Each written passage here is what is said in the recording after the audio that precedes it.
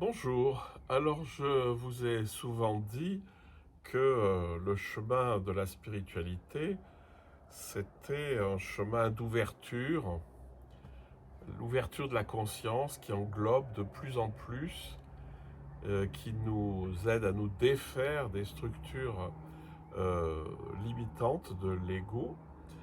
Et je vais vous donner deux, trois exercices très simples qui nous permettent de faire l'unité, parce que le grand truc, c'est l'unité.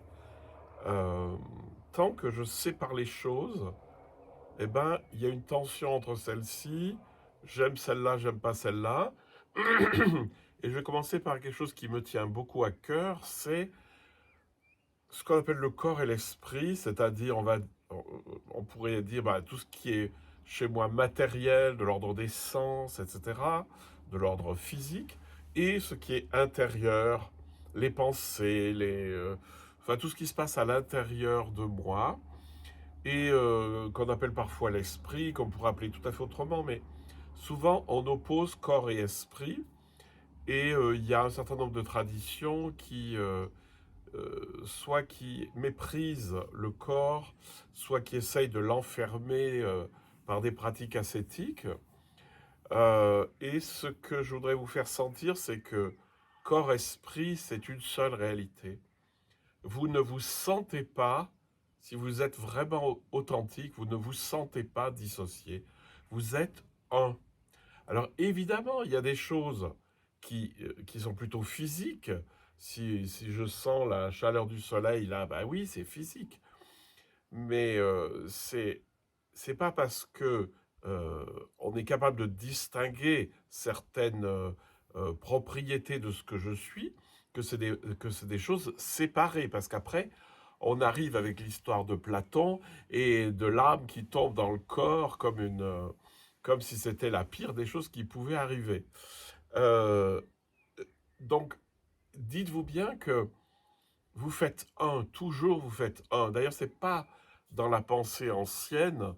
Souvent, l'homme n'est pas compris comme étant fait de deux choses différentes, mais plutôt comme une unité qu'on peut regarder d'un côté ou de l'autre, hein. C'est comme un ballon, ben, vous, même la Terre, vous pouvez la regarder côté Antarctique ou côté Arctique ou côté Asie ou côté Amérique. C'est juste une manière de voir, mais vous faites un. Donc pensez plutôt corps-esprit en un seul mot, ou esprit-corps, comme vous voulez, parce que vous êtes quelque chose comme un esprit incarné ou un corps pensant. Et c'est important de sentir que vous n'êtes pas dissocié entre deux réalités qui pourraient s'opposer, mais qu'en fait vous faites un avec tout ça, et que c'est tout ça ensemble qui fait que vous viviez et que vous opériez dans le monde. Euh, je vous invite à vous rendre compte que la limite entre ce qui est intérieur et ce qui semble extérieur est pas si précise que ça. Je prends juste le cas des émotions. Une émotion, c'est quelque chose qui vous remue à l'intérieur, mais alors il va y avoir quelque chose en vous, par exemple une angoisse ici, qui va se manifester physiquement. C'est-à-dire que ça se passe sur deux tableaux. Lorsque vous avez des problèmes, on va dire, d'ordre psychique, d'ordre psychologique, souvent vous vous rendez compte que elles ont leur image ou leur manifestation dans le corps. Hein, par exemple, vous en avez plein le dos, ben vous êtes comme ça, hein. Ou, enfin voilà, vous avez des choses sur l'estomac et puis bof. Donc vous sentez très bien que c'est fluide. Et vous pouvez faire un tout petit exercice très très simple. Vous allez vous rétrécir, vous allez serrer, serrer, serrer, serrer, serrer, serrer, serrer. Et donc, votre corps est complètement recroquevillé. Mais si vous regardez votre intériorité, vous allez vous rendre compte elle est complètement recroquevillée aussi.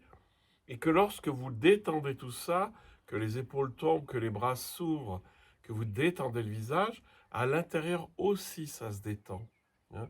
Ce que vous faites en vous et physiquement, c'est très très lié. Donc on peut utiliser le corps pour pacifier l'esprit pour prendre conscience du corps, etc. Donc retenez ce petit exercice là qui est pas mal parce que vous rétrécissez, et si vous regardez, en vous aussi c'est rétréci. Eh bien vous ouvrez. On n'est pas mieux dans le large. Vous préférez de vivre dans un placard à balai à Paris ou au sommet d'une montagne à respirer. Ben voilà. Ça n'empêche pas qu'on peut être obligé d'habiter à Paris, mais c'est pas de ça dont je parle, hein. Donc, comment faire l'unité corps-esprit? C'est simplement, on n'a pas à la faire, elle est là, c'est nous qui dissocions, c'est le mental qui dissocie. C'est sentez que votre corps tendu manifeste une tension intérieure. Détendez le corps et vous allez voir que les tensions intérieures se dissolvent aussi, hein. Donc plus vous allez être conscient de votre corps et plus les tensions intérieures vont se défaire.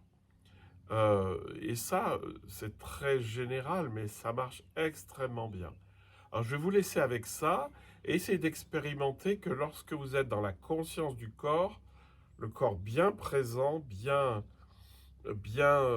fluide, eh ben, l'intérieur vous semble aussi tout à fait ouvert. Profitez-en bien.